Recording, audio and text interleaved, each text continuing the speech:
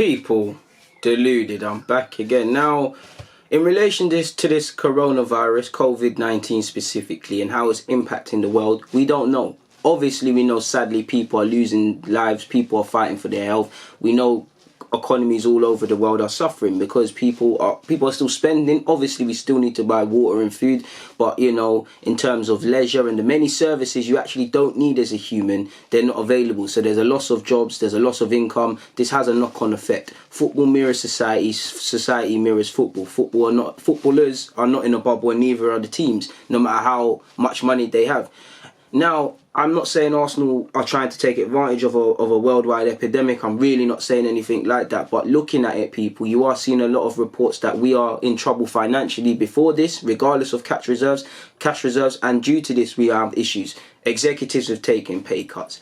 Talk of players doing the same as well. And I can't help but feel, I'm not saying this current situation we find ourselves in is a problem, but when you look at Liverpool are not in this, other teams are not in this. Why? Because they've been fixing the roof when the sun is shining. I cannot help but feel our lack of success on the field and a lack of wanting to be winners on the field has a knock-on effect. We know Champions League money. How much in the last 3 years we've been in the Europa League, how much of a shortfall has that been? Obviously, we claim the self-sustaining model undoubtedly has failed, people. How much can you self-sustain when you're not getting the right money when it comes to players leaving, when you're overpaying for players to come into this club? I'm not going to name drop players, people, but you look at a number of our recent signings, how many of them have been on it? When you're giving out contracts all willy-nilly and stuff, it's been mismanaged, and we're in an issue now, and it's even more exaggerated because of the knock-on effect globally everybody's going to have.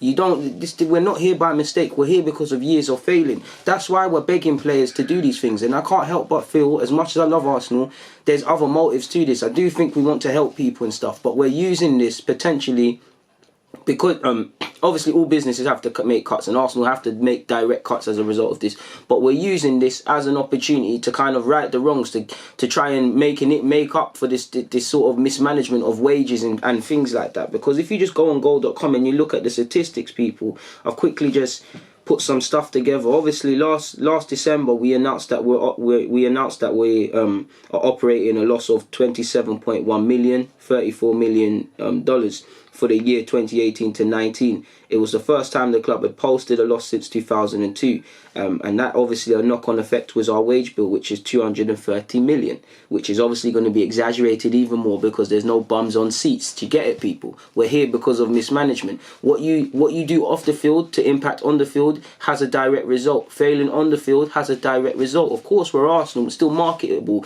You know, we've got the Adidas and we've got stuff, but we've been failing. Champions League money, you know, marketable players, even better sponsorships. We're not here by mistake. Stan Kroenke's not put his own money into this team. The self-sustaining model has kept us going for a bit, but it's about to break. It has broken. That's why we're failing as a club, and it's going to get worse. I don't want to scaremonger people, but you can't help but feel it's almost like we're seeing an avalanche coming and we're just standing there, sort of thing, people. We're now trying to think, oh, maybe we should, you know, get inside, get out of the area, clear it, sort of thing.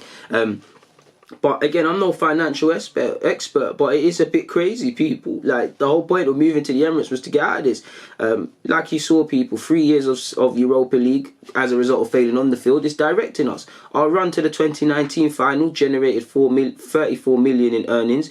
And obviously that's a welcome one. It's dramatically lower than you'll get by people in the Champions League. You look at Liverpool, 98 million. Spurs, 92 million. City, 82 million. Obviously Liverpool and Spurs went to the finals. Manchester United, who don't even really need money like that, 82 million. Do you get it? You can see why Champions League qualification is vital for clubs, and you can see why some Arsenal probably ahead of their time in that. Qualifying for the sake of qualifying was something that was praised, people. It is like a trophy. Again, I'm not saying man wake up and want to finish fourth, but Wenger was right about one thing.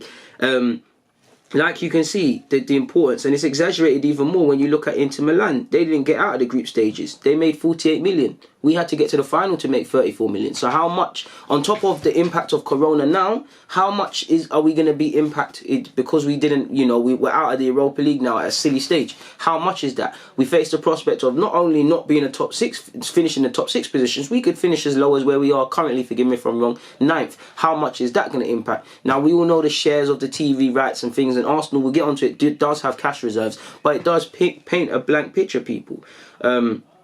in 2017-18, we would have actually posted a significant loss had we not sold certain players on. Alexis Sanchez, Oxlade-Chamberlain, Giroud and Theo Walcott. We would have operated a loss, which we got out of that, people. Made a profit of 115 million there. So we've known, this is what I'm talking about, years before we know the picture we're getting into, but people only really want to react now. It's only now we're trying to do the best scouting thing and bring in the Martinellis. It's only now we're trying to do several things, messing up before, forgive me if I'm wrong, but how many times did you see Arsenal have a sponsorship for years and you're seeing United, Chelsea tearing up sponsorships that they've just signed to go and get more? And it's only now we started challenging that. We are paying for our complacency for years, even more so because of this now problem that is happening in society, and the knock-on effect, it does scare me, people, because it will trickle down, people. Like, it will trickle down. And this is why, if we're not going to have money, scouting and coaching is two vital things, and this is why everybody needs to pull their weight. Looking at it, people, like you lot know, we do have cash reserves of 167 million apparently, people. But we also need to remember, you can't spend all of that. You need to keep a significant part of that for any issues, and you are required to hold some people and stuff to cover certain costs. Obviously, with football, people, obviously our match day revenue accounts for 24% of our annual our match day income accounts for 24% of our annual revenue. So obviously, no bums on seats. Do I need to tell you what's happening? If there's no bums on seats, no one's paying for tickets, no one's buying hot dogs, no one's buying beers, no one's buying programs, no one's buying shirts and scarves and the rest of all of these things, using the car park at the Emirates, which if you got money, innit? These sort of things there, people are not doing that. You're not getting none of that, people. You might have, tickets have technically been sold and season tickets have technically been paid for, but it's a bit of an iffy one, really and truly.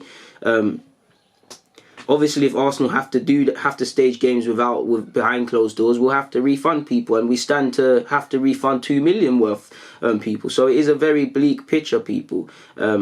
Especially if a large prospect of the next season is played behind closed doors. It is what it is, people. And obviously, clubs, if we are forced to pay back the TV rights money, we're in issues, people. And you can have a prudent approach and you can be watching pennies and stuff, but this is what happens when you do not make the right decisions. You get in issues, people. And we're not here because of the COVID virus. We're here, and it's been exaggerated. I'm talking about our problems as a football club because of this now. And only God knows how we're going to get out of this. It's quite scary, people. Moving away from that, though, apparently AC Milan are confident they can beat off competition to capture Ivan Ndika due to the club's relationship with Eintracht Frankfurt. As you know, Ndika, like a lot of these players, he's probably on the cheaper end of the centre-half targets we've been linked with. And one thing you can see with about 6 different names linked with us is they're all young and French. And he's a decent player, left-footed. Frankfurt might not ask for the biggest of fees. We've been linked with him, Diassi, the more expensive Upamecano's and players like that.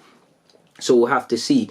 In relation to another one, and who's, for me, he should stay at his current employers unless he gets a very good offer, Boubacar Kamara. France Youth International, we can play at centre-half, can play in central midfielder. If you watch Marseille, he's on a regular basis in their starting lineup. He does have a lot to learn, but, he's living the dream. He's in his early teenage years, he might even be 20 now, playing on a regular basis. Apparently, Arsenal, Chelsea and City are monitoring the Marseille centre-half. Apparently, Marseille have financial difficulties and they might have to sell, is it Touvan? Can't say his name, the former Newcastle lad. And Marseille have done all right generally this season as well under AVB. So, he's playing and he's an important cog of that club. If he was to go to Chelsea, City or Arsenal, I back him to play, but would he be as important at this period in his career? Only he can answer that. For what it's worth, though, the same sources that from out of France that have said he's linked with a move to such, they have said the player and his entourage prefer that he stays with Marseille this window and continue his development. However, Marseille, as I've just said, are in a delicate financial situation, and it remains to be seen if they resist a good offer for the player. Now, let's be honest.